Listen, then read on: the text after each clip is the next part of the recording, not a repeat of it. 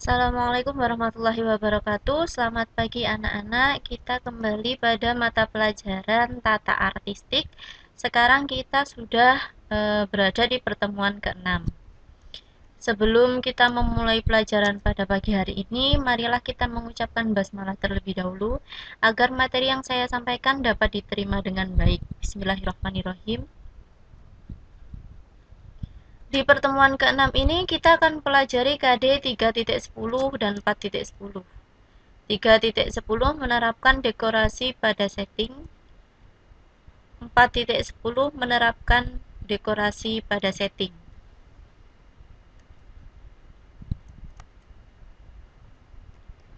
Adapun indikator pencapaiannya 3.10 menentukan dekorasi pada setting, menggambarkan dekorasi pada setting, dan mengklasifikasi dekorasi pada setting. Indikator pencapaian 4.10 menentukan dekorasi pada setting, menggambarkan dekorasi pada setting, dan mengklasifikasi dekorasi pada setting. Oke. Panggung ada 3 ya jenisnya, sudah kita bahas di pertemuan sebelumnya. Yang pertama ada proscenium, arena, dan juga panggung truss. Oke. Panggung yang dapat menggunakan properti secara lengkap hanya panggung proscenium saja. Sedangkan untuk panggung arena tidak dapat menggunakan properti dengan lengkap. Mengapa? Tentu ini sudah berkali-kali kita bahas ya. Sudah tidak asing lagi alasannya. Nah, ini adalah contoh panggung arena. Dia terbuka, dari manapun kita bisa melihat pertunjukan yang diselenggarakan di panggung arena. Jadi, di atas merupakan panggung arena yang dapat dilihat dari segala arah kan ya. Jadi untuk menggunakan properti yang lengkap dan rumit pengoperasiannya itu tidak mungkin terjadi. Tidak mungkin menggunakan properti yang lengkap di panggung seperti ini. Misalnya kita akan menggunakan pergantian properti, itu tidak bisa dilakukan karena itu hanya bisa dilakukan di panggung proscenium yang penontonnya hanya bisa melihat dari depan saja. Yang pertama ada drop. Di dalam panggung itu ada yang namanya drop. Drop terbuat dari lembaran kain, baik yang ada lukisannya maupun tidak. Pada kelompok teater tradisional, drop ini dilukis dan digunakan sebagai latar belakang suatu adegan, seperti background ya.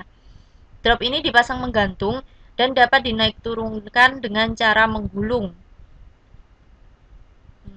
Jadi gini, kalau yang tahu pertunjukan Janger tentunya di wilayah Banyuwangi itu dropnya itu bisa digulung-gulung, itu bisa banyak gambarnya, ada yang bergambar hutan, kerajaan, dan lain-lain. Pasti tahu ya.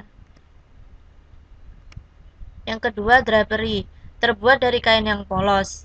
Dapat berfungsi sebagai backdrop atau sebagai hiasan proscenium bagian dalam, sebagai tirai pembuka dan penutup. Bisa dijadikan sebagai backdrop, juga bisa dijadikan sebagai tirai depan untuk membuka dan menutup. Ada juga yang namanya flat. Flat ini terbuat dari kain yang direkatkan pada kerangka kayu dalam bentuk tertentu menurut kebutuhan. Nah, yang termasuk flat antara lain dinding yang berpintu, tiruan gapura, tiruan batang pohon, tiruan benda-benda ekspresif. Yang keempat ada box setting, merupakan ruang yang dibatasi oleh siklorama dan berfungsi sebagai interior.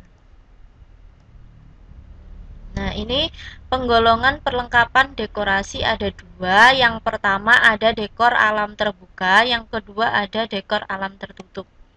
Ini contohnya dekor alam terbuka, ada batu-batuan, ada pohon, sedangkan yang dekor alam tertutup ada kursi, ada almari, dan juga ada meja. Jadi dapat disimpulkan bahwa kalau dekor alam terbuka itu yang sesuai dengan alam ya, maksudnya yang bukan buatan manusia, tapi juga bisa buatan manusia, tapi menggunakan bahan-bahan yang langsung dari alam. Contohnya saja taman, kalau taman itu dibuat dengan batu berarti itu termasuk dekor alam ya. Kecuali kalau ini kursi, almari, dan meja ini memang bahan pakai yang dipersiapkan oleh manusia, yang diproduksi oleh manusia. Oke, sekian pertemuan kita pada kali ini. Bu Ayu mengucapkan terima kasih, tetap jaga kesehatan. Saya akhiri, Assalamualaikum warahmatullahi wabarakatuh.